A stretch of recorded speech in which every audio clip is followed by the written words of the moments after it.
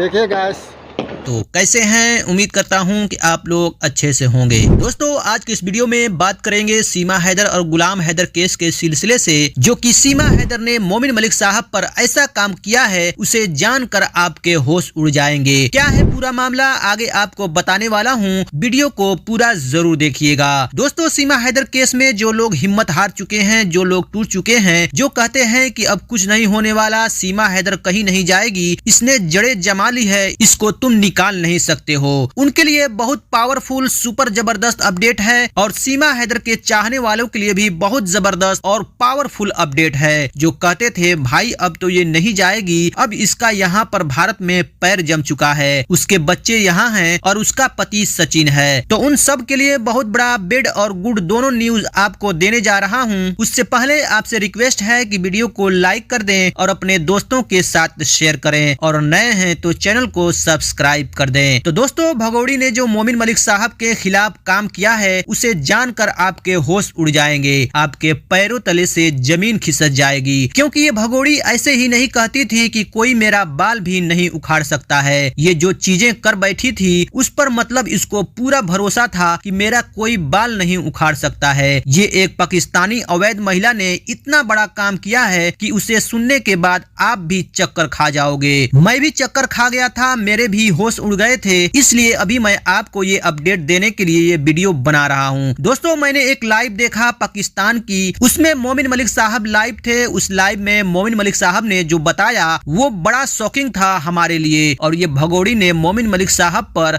20 notice जारी करवा दिए, 20 नोटिस डलवा दिए मोमिन मलिक साहब पर। तो आप सोच सकते हो कि ये कितनी चौंकाने वाली बात है। मैं भी चक्कर खा गया था जब मैंने देखा कि पाकिस्तानी अवैध घुसपैठी जो बेल पर छुटी है, हमारे भारत में बैठकर हमारे भारतीय वकील को 20 नोटिस जारी कर देती है। तो बड़ा ताज्जुब की बात है। तो मैं भी सोचने लगा कि भाई ऐसे कैसे हो सकता है। ये जो कहती थी सोशल मीडिया पर बैठ के कि मेरा कोई बाल भी नहीं उखाड़ सकता, मेरा कोई कुछ नहीं कर सकता, मैं यहाँ से कहीं नहीं जा रही हूँ, खुलेआम जो धमकियां देती है मोमिन मलिक साहब को, ट्रोलिंग की हद इसकी इतनी बढ़ जाती है कि वो लप्पू का पूरे परिवार वाले सोशल मीडिया पर बैठकर मोमिन मलिक साहब के खिलाफ बोलता है। उसका एक ही कारण था कि सीमा हैदर ने 20 नोटिस मोमिन मलिक साहब के लिए जारी करवा दिए। और ताज्जुब की बात यह है कि इसका साथ देने वाला जो भाई था, उसने इतना बड़ा गेम इसके साथ खेला है कि सीमा जेल चली जाए या पाकिस्तान डिपोर्ट न हो, जो कि पहले से आपसे कह रहा था। लेकिन सुनिए, मोमिन मलिक साहब को जब मैंने देखा, और दोस्तों आपसे पहले ही दिन से मैं कह रहा था कि सीमा बार बार कानून का उल्लंघन इसलिए कर रही है, ये पाकिस्तान नहीं जाना चाहती है, और ये चाहती है कि ज्यादा से ज्यादा कानून का वायलेशन हो और ज्यादा से ज्यादा मुझे कड़ी सजा मिले, जिसके कारण मुझे पाकिस्तान डिपोर्ट नहीं किया जाए और मैं भारत में ही सड़ूं। इसने पहले ही दिन बोला था जब ये पकड़ी गई थी, भले ही मैं यहाँ जेल में सड़ूंगी लेकिन पाकिस्तान नहीं जाना चाहती। और कुछ लोगों को ये बात झूठ लगे तो आपको बता दूं, ऐसा बिल्कुल भी नहीं। ये बात बाद में ही भले ही सच होती है। मोमिन मलिक साहब ने भी बोला कि इसका यही कारण है कि ये पाकिस्तान न जाए, ज्यादा से ज्यादा भारत में रह सके, चाहे वो जेल ही क्यों न हो। इसलिए ये तो कानून का वायलेशन कर रही थी, या जिसने इसे राय दी है उसको कानून का ज्ञान ही नहीं है। अब जिसने राय दी उसे कानून का ज्ञान न हो, ये तो हो ही नहीं सकता। भाई, सुप्रीम कोर्ट के जिसे 25-26 साल का एक्सपीरियंस हो, सुप्रीम कोर्ट के जो मुकदमे लड़ रहे हो, कई मुकदमे जीते भी होंगे, हालांकि बहुत सारे हारे भी हैं अपने कर्मों की वजह से। तो उस व्यक्ति को कानून का नॉलेज न हो, ये तो पॉसिबल है ही नहीं। इसका कारण यही हो सकता है कि भगोड़ी ज्यादा से ज्यादा भारत में सड़ना चाहती है, ये चाहती है मुझे पाकिस्तान डिपोर्ट नहीं किया जाए, इसलिए इसने कानून का वायलेशन किया ज्यादा से ज्यादा। और ये नोटिस जारी करने के बाद भगोड़ी की लंका में आग लग चुकी है, क्योंकि कोर्ट ने वो सारे नोटिस रद्दी के बस्ते में डाल दिए हैं, यानी कि डस्टबिन में डाल दिए, फेल कर दिए, खारिज कर दिए, हटा दिए, और सारी जांच के बाद वो सारे नोटिस कूड़े के ढेर में डाल दिए, उसमें आग लगा दिए। और भगोड़ी जो जिस दम पर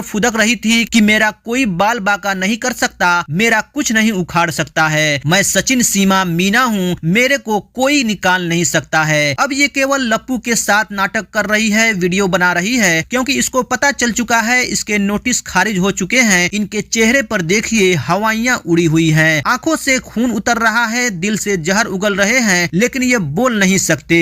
इनकी हालत ऐसी हो गई है कि धोबी के कुत्ते न घर का न घाट का। आपने लप्पू की शक्ल देखी, बड़ा एटीट्यूड दिखाता था। वो सोशल मीडिया पर एक दिन ऐसा अचानक से उसका एटीट्यूड खत्म हो गया, उसके बाद उसका एटीट्यूड ऊपर आया ही नहीं। भैया एटीट्यूड खत्म होता है तो फिर आ जाता है, जो कि इसका बार बार आ रहा था, लेकिन अब ऐसा खत्म हुआ कि इसका एटीट्यूड कभी ऊपर आया ही नहीं। और सीमा हैदर ने जो कर्मकांड किया, उनका काला चिट्ठा का हिसाब का वक्त आ चुका है। और मोमिन मलिक साहब ने केस ट्रांसफर को लेकर सवाल खड़ा कर रहे हैं, और गुलाम हैदर के बच्चों के आर्डर हो चुके हैं, सारे काम हो चुके हैं, तो मोमिन मलिक साहब केस हरियाणा ट्रांसफर क्यों करा रहे हैं? इस बात को लेकर मोमिन मलिक साहब ने बोला है कि ये केस ट्रांसफर करने की जरूरत ही नहीं पड़ती और न पड़ेगी, क्योंकि ये केस जो है बल्लभगढ़ हरियाणा का ही है। इसका जो एफआईआर बाद में लिखी गई, वो वहाँ पे जहाँ रह रही है रघुपुरा थाने में लिखी गई, जबकि ये वहीं लिखी जानी चाहिए थी, क्योंकि सीमा हैदर अरेस्ट बल्लभगढ़ से ही हुई थी और किसी साजिश के तहत, या क्या कहें अब इसमें जिन लोगों का भी हाथ है, उन लोगों ने पहले इसे अरेस्ट किया, बाद में एफआईआर की, क्योंकि हमेशा एफआईआर पहले होती है तभी अरेस्टिंग होती है। यही चीज मुझे भी बड़ा ताज्जुब वाला लग रहा था कि पहले अरेस्ट हो गया और बाद में एफआईआर। ये चीज मुझे समझ नहीं आ रही थी, अब मेरी समझ में आ गई जब मोमिन मलिक साहब ने क्लियर किया कि पहले से अरेस्ट किया गया बल्लभगढ़ हरियाणा से, और उसके बाद ये इसकी जो एफआईआर होती है वो यूपी में लिखी जाती है। तो कुछ न कुछ साजिश तो इसमें बहुत बड़ा चल रहा था, जिसके दम पर सीमा को फंसाने वाले ने बुरी तरीके से फंसा दिया, और इसको अब इसके जो है जिंदगी जेल में ही कटेगी। और उसका कारण आपको मैं बता चुका हूँ कि ये चाहती थी कि मैं पूरी जिंदगी जेल में सड़ूं, भारत में ही रहूं। इसने कई वीडियो में बोला स्टार्टिंग में कि भैया मैं सड़ जाऊंगी भारत में, मैं जेल में रह लूंगी, लेकिन मैं पाकिस्तान नहीं जाऊंगी, जो कि ये भगोड़ी के शब्द थे। और हो सकता है फंसाने वालों ने इसको या तो जेल में ही रखने के लिए, भारत में रखने के लिए गेम खेला कि भैया ज्यादा से ज्यादा कानून तोड़ो और ज्यादा से ज्यादा लंबी सजा होगी और ज्यादा से ज्यादा तुम भारत में रह पाओगी। ये शब्द मोमिन मलिक साहब के हैं, और मैंने पहले ही आपको क्लियर कर दिया था, इसका ऐसा कारनामा है, ये भारत में रुकने के लिए ड्रामा कर रही है। और मैं पहले ही आपको बता चुका हूँ, थोड़ा समय जरूर लगता है और इसका पर्दा फाश होता है, धीरे धीरे इसका पर्दा फाश हो जाता है। अब भगोड़ी की हालत ऐसी है कि धोबी का कुत्ता न घर का न घाट का। अब ये बड़ी मुश्किल में है, ये ताज्जुब कर रही है कि भाई मैंने इतनी बड़ी गलती कैसे कर दी। अब इसको पूरी उम्र जेल में जो सहना पड़ेगा, इसकी जितनी आवारा गर्दियां हैं, जितना ये नौटंकी करती है, जितना इसने अपने बच्चों का फ्यूचर खराब किया, जितना इसने गुलाम हैदर की बर्बादी की, उन सब का सब कर्मकांडों का इसको भरपूर जो है ब्याज सहित इसको वापस मिलेगा, क्योंकि भगोड़ी के कर्म ही ऐसे हैं, कोई क्या कर सकता है। गुलाम हैदर ने तो इसके लिए प्रॉपर्टी जोड़ी थी, गुलाम हैदर ने तो उसे घर खरीद के दिया था, गुलाम हैदर बेचारे ने तो उसे 4 मासूम बच्चे दिए थे। अब कहते हैं ना, तिरिया चरित्र औरत का